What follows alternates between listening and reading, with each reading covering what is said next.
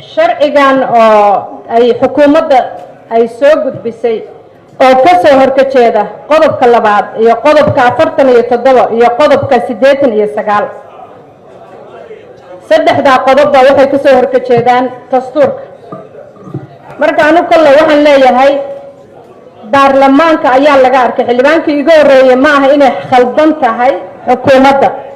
sababtoo ah maalin walba waxaa la mariyaa baarlamaanka wax qeyr sharci ah marka intaana hadday keeneen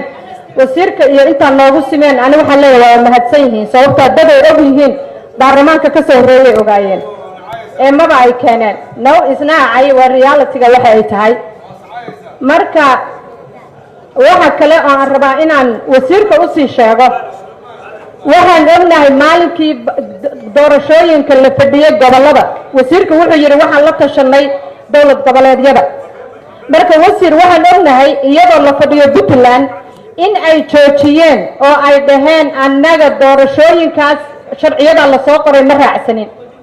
sababta marka ay soo daliilshanaysaan waxay tahay wax mucjiso ah sababta iyagii oo fadhiya oo wada jooga ayay caarifeen oo waxay dhaheen doorashooyinkaas la wado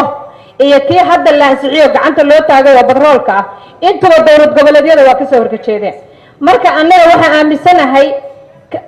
waxaan ka soo jeednaa gobollo waxaan nahay xildhibaan waxaan matalnaa dad marka meeshii aan ka nimiba haddii ay qaylinayaan oo leeyihiin ma aaminsani xildhibaanada waxay u ansixinayaan wax walba loo leeyahay loo horkeenayo marka tan saddexdaa qodob iyo in kaloo ka soo horjeedaba waxaa ku xadgudubteen dastuurkii uu ku yimi madaxweynaha dastuurkii lagu ansixiyey ra'iisul wasaaraha dastuurkii wasiirada maanta waxaan soo gudbiyay shalay lagu ansixiyey marka ninka wuxuu yiri sharci ma aragtay ma aha ee waxa weeye wax forcement weeye waana wax loogu talagalay baarlamaanka waana mahadsan